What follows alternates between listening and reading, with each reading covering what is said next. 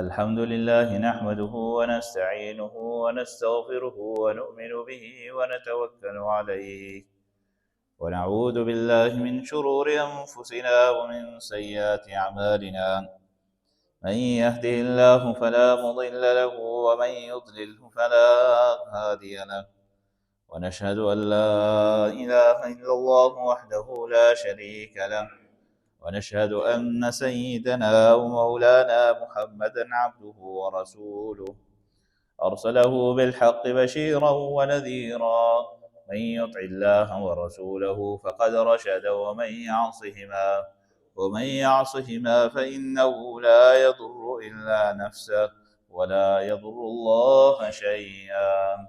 قال الله تعالى في القرآن الكريم والفرقان الحميد: أعوذ بالله من الشيطان الرجيم، بسم الله الرحمن الرحيم. يا أيها الذين آمنوا كتب عليكم الصيام كما كتب على الذين من قبلكم لعلكم تتقون. صدق الله العلي العظيم، ونفعني وإياكم بآياته والذكر الحكيم. اللهم صل وسلم على سيدنا ومولانا محمد بعدد من قعد وقام. اللهم صل وسلم على جميع الأنبياء والمرسلين وعلى سائر الصحابة والتابعين وعلى عبادك الصالحين. اللهم صل وسلم على سيدنا ومولانا محمد بعدد من صلى وصام. اللهم صل وسلم على جميع الأنبياء والمرسلين وعلى سائر الصحابة والتابعين. دوستان و عزیزانو، حضرت سلمان فارسی رضی اللہ عنہ یو روایت تے چې جناب محمد رسول الله صلی الله علیه وسلم د شعبان په اخرنو ورځو کې دا یو فرمایل چې را روانه جمعه به د رمضان راځي او په هغه رمضان په میاشت کې به یو شپه داسې وي چې ډېره د برکتونو والا شپه وي. جناب محمد رسول الله صلی الله علیه وسلم د هغې شپې ذکر وفرمایل چې هغه شپه به لیلة القدر شپه وي. لیلة القدر شپه چې خیر من الف شهر د زرو میاشتو نه بهتره به وي. دغه رنګې نبی کریم صلی الله علیه وسلم د رمضان المبارک خصوصیات بیانوي. سوره بقره کې راځي چې جناب محمد رسول الله صلی الله علیه وسلم باندې رمضان المبارک په میاشت کې قرآن نازل شو، او دا میاشت د ټولو مسلمانانو سړو او د ښځو باندې د هغې روژه فرض کړی شوه. د ترمذي شریف او د ابن ماجه او د مسند احمد په روایت کې راځي چې کله دا میاشت راشي الله رب العزت ټول سرکش شیاطین قید کی او په دې میاشت کې د دوزخ دروازې بند کړي شي، او په دې میاشت کې د جنت دروازې کولای شي، او په دې میاشت کې د مؤمن رزق سیوا شي. د بیهقی شریف کې روایت کې راځي چې جناب محمد رسول الله صلی الله علیه وسلم ارشاد فرمایلی وی چې کله هم د رمضان المبارک لومبۍ ورځ راشي وی الله رب العزت د روژهدار لپاره د رزق دروازې کولاو کی. یو بل روایت کې راځي چې په دې میاشت د لومبۍ د ورځې نه والې تر اخر ورځې پورې اخرنۍ روژې پورې د سحر د روژې نیولو نه والې تر ماښام روژه ماتي پورې روزانه روژهدا پاره او یا زره فرشتې د مغفرت دعاګانې کوي. یو بل روایت کې راځي چې په دې میاشت کې خاص رحمتونه الله رب العزت په خپل بندگانو باندې وري. یو بل روایت کې راځي چې په دې میاشت کې چې څوک نفل مسکی دا د فرض برابر وته الله رب العزت اجر ورکړي، او چې څوک فرض ادا کوي هغه په لس ګونه وته الله رب العزت اجر ورکړي. مسند بازار کې راځي چې په دې میاشت کې د هر شپه الله رب العزت د جهنم نه قیدیان خلاصي او جنت ته بوزي. یو بل روایت کې راځي چې نه، الله رب العزت هغه باندې عذاب کې کمی راولي. په دې میاشت کې د عرش اوچتول والا کمی فرشتي چې وي الله رب العزت ورته څه فرمایي؟ ته یې لاړ شئ عرش به اوچتوي، لاړ شئ هغې بندګانو چې کوم روژه نیولې د هغې ثواب ولیکئ، د هغې په دعا باندې یامین ووایي. په دې میاشت کې تراویح کول سنت مؤکده دي. جناب محمد رسول الله صلی الله علیه وسلم ارشاد فرمایلی دي چې قیامت پر ورځ به الله رب العزت په دربار کې به روژه د انسان د پاره شفاعت سبب جوړیږي او شفاعت به کوي. روژه به ورته پروردګار زما شفاعت قبول کړه، د ورځې مې د خوراک څښاک نه منع کړی و. مونځ به ورته رب العالمین زما شفاعت قبول کړه، د شپې مې آرام ته نه و پرېښودی، زما عبادت ته ولاړو، ستا کلام پاک یې اورېده ویلو، یا الله زما شفاعت قبول کړه. وی الله رب العزت به د مونځ او د روژې د دواړو شفاعت قبول کړي، هغه انسان فیصله به جنت ته وشي، جنت ته به. دوستانو عزیزانو، د دې میاشت کې یو ورځ را روانه ده چې هغې ته لیلة القدر ویلی کېږي. په هغه شپه کې عبادت کول د زرو میاشتو نه افضل دی. په دې میاشت کې لومبۍ عشره د رحمت ته، دویمه عشره د مغفرت ته، او دریمه عشره د اور نه د خلاصي ده. وی د جنت اته دروازې دي، په هغې کې یو دروازې باندې باب الریان نوم ایښی دی. باب الریان ورته ویلې کېږي، په هغې به روژهدار جنت ته ځي. روژهدار نه علاوه په هغې باندې بل کس جنت ته نشي. حضرت ابو سعید خدری رضی الله عنه روایت دی چې کله هم رمضان المبارک میاشت راشي، وی د اسمان دروازې کلاو کړی شي، وی د جهنم دروازې بند کړی شي، تر دې پورې چې رمضان المبارک میاشت تېره شي، وی داسې یو ایماندار کس پاتې نشي چې الله رب العزت د میاشتې د برکته مغفرت نه کړي. یو بل روایت کې راځي چې الله رب العزت رمضان المبارک میاشت راولي. په دې رمضان المبارک میاشت کې رب العالمین په تمامو سړو او په ښځو باندې روژې فرض کړي وي، او قرآن کریم کې ورته واضح فرمایلی دی یا ایها الذین آمنوا، ای ایمان والو، کتب علیکم الصیام کما کتب علی الذین من قبلکم لعلکم تتقون. په تاسو مې روژې فرض کړي چې څنګه تاسو نه مخکې په امتونو باندې فرض کړي. دوستانو عزیزانو، مخکې امتونو باندې رب العالمین روژې فرض کړي وي، خو د هغې روژې نیول ډېر سخت و. هغې به چې کله روژه ونیوله نو داسې یو وخت به راغی، د شپې یو وخت به راغی، یو مخصوص وخت به و چې په هغې کې به یو لمحې دپاره دی خوراک وکړو، د هغې نه بعد به بیا د هغه وخت نه د دی روژه شروع شو، او په هغې روژه کې به دی د شپې به داسې کلاو خوراک څښاک نه شو کولی، دا څنګه چې ماښام نه پس ما تا تر سهار تر پېشمني پورې کولی بیا داسې به نه شو کولی. هغې چې به قرباني کوله، قرباني به الله رب العزت قبوله کړه، نو د اسمان نه به اور راغی، نو اور به هغه قرباني وخوړه او ختمه به شوه. دا به د قبولیت نشاني وه. او چې کومه قرباني به نه قبلېده هغه به هلته کې اسخا شوه.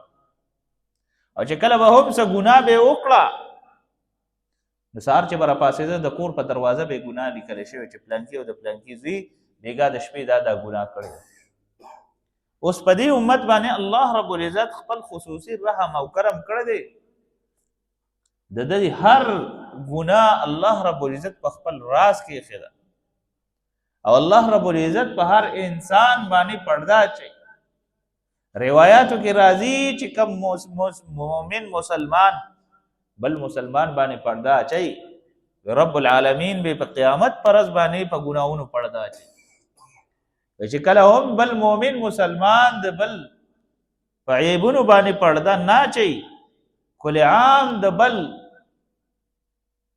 پردهداري کوي او لګیا وي جناب محمد رسول الله صلی الله علیه وسلم فرمایلی دي تر هغې پورې به له مرګ نه راولم تر څو پورې په دنیا کې ذلیل او رسوا کړي دا خو د دنیا د یو خبرې د وجې الله رب العزت ذلیل او رسوا کوي او چې کله هم د رب العالمین د حکم تابع چلیږي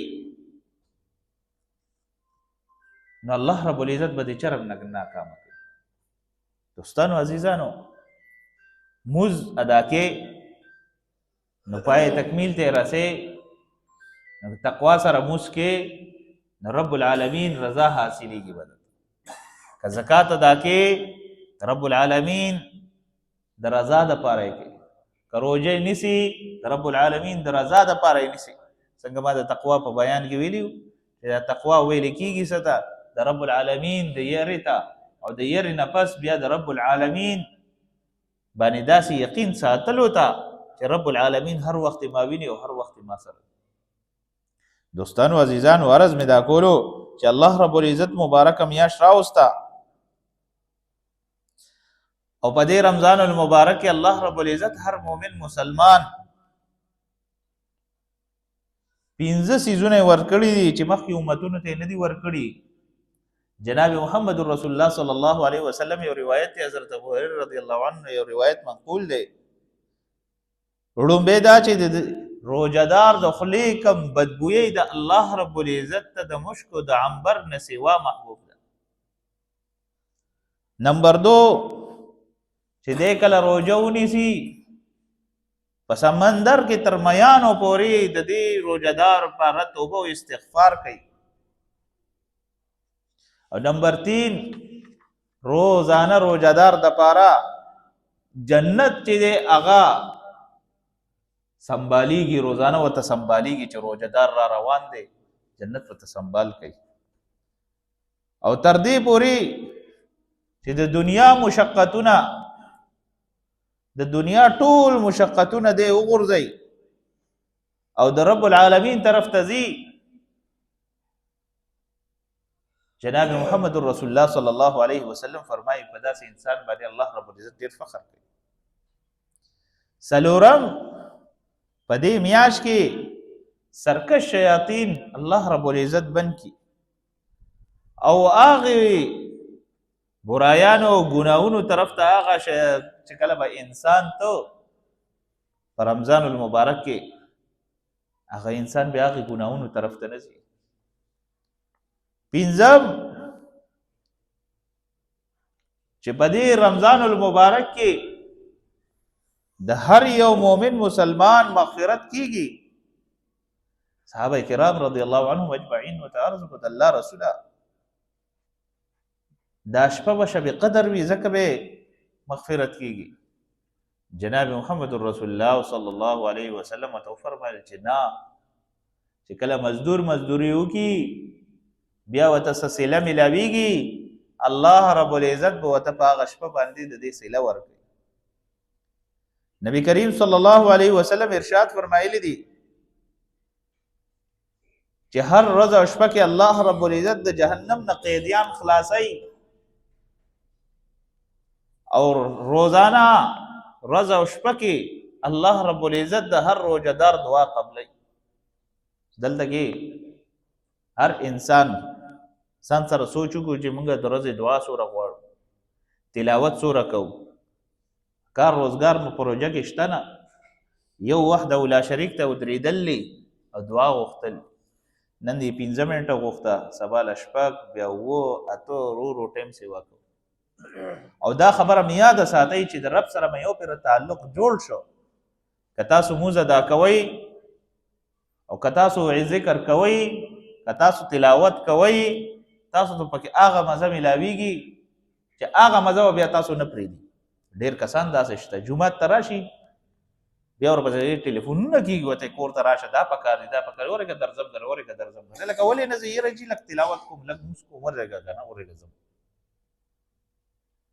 جناب محمد رسول الله صلی الله علیه وسلم ارشاد فرمایلی دي چې کله مؤمن مسلمان جمعات ته راشي وي دې په جمعات کې داسې خوشحالی لکه چې په اوبو کې څنګه مې خوشحالی. فاسق فاجر سړی چې کله جمعات ته راشي وي دې په هغه کې داسې تنګ وي لکه ته به وایې چې په اوږو باندې غر پروت دی، موس شوی نه وي. دعا خو څنګه دعا ته لاس اوچتېږي وبې ګوره ټول به بس منډې شروع. دوستانو عزیزان، جناب محمد رسول الله صلی الله علیه وسلم ارشاد فرمایلی دی چې کله هم یو انسان د مونځ نه پس دعا ونه کي، د رب سره مناجات ونه کي، وی دی وایي چې زه پوره یم. چې دی بیا الله رب العزت راګیر کی، دی بیا فریاد اور شروع کی چې اسمان ته آواز ورشي، فرشتو ته وایي دروازه بنده کوي، وی دا آواز ناشنا دی. دوستانو عزیزانو، عرض مې دا کولو چې وحده لا شریک ډېره مبارکه میاشت راکړې، د رحمت عشره ده. د رب العالمین د رحمت د صادر د لاندې چې وخت تیر کړو، رب العالمین د رحمت د صادر د لاندې چې مونږ یو، نو رب العالمین ورانه ډېر زیات خوشاله. که ته د ورځې روژه ونیسي، د شپې قیام اللیل کې جناب محمد رسول الله صلی الله علیه وسلم نه باقاعده تراویح ثابت دي، 20 رکعات ثابت دي. مصنف ابن ابي شيبه کې راغلي دي چې نبی علیه الصلاۃ والسلام 3 ورځې مسلسل داسې جمع سره تراویح کړي. یو بل روایت کې راځي صحابه کرام رضی الله عنهم اجمعین په جمع سره کول، نبی علیه الصلاۃ والسلام چرته منی کړي نه دي. بیا د حضرت عمر رضی الله عنه په دور کې باقاعده د تراویح اهتمام وکړ.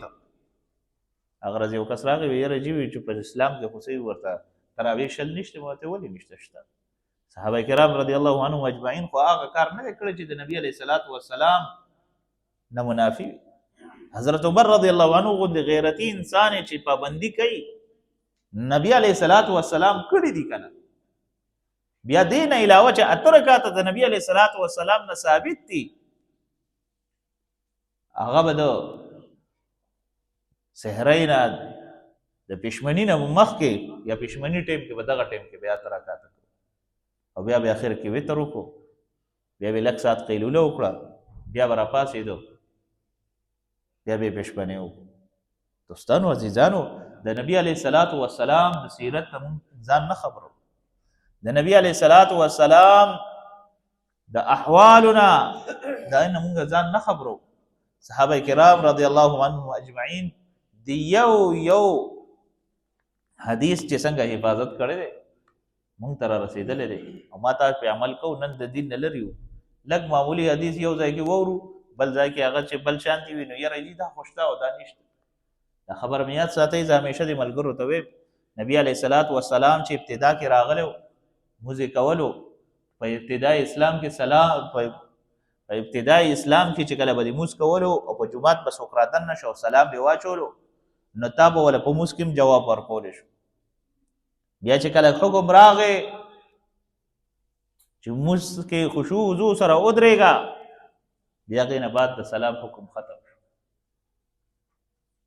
تر دې پورې جناب محمد رسول الله صلی الله علیه وسلم فرمایي یو کس راغی جومات ته او انتظار باندې ناست دی، غلې خاموش ناست دی، د مونځ په انتظار ناست دی، کانما هو فی الصلاة، داسې شو چې دی په مونځ باندې دی او دته د مونځ برابر اجر میلوي.